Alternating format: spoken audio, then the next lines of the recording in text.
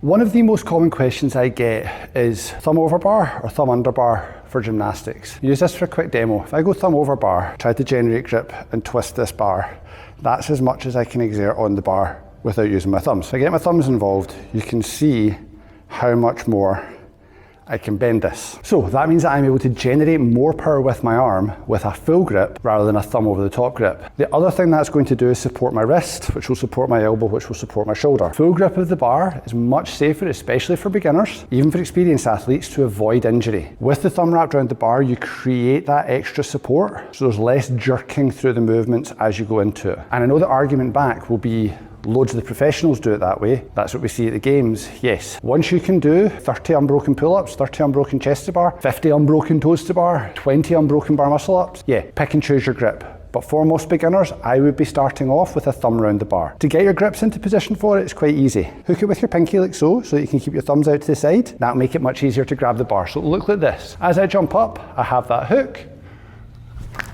and that's a full grip of the bar. I can use that for anything. It also lets me get my knuckles much higher on top so that I'm round the bar. So when I'm coming to do something like a pull-up, it's much easier to press back. Same idea if I'm going for a chest to bar.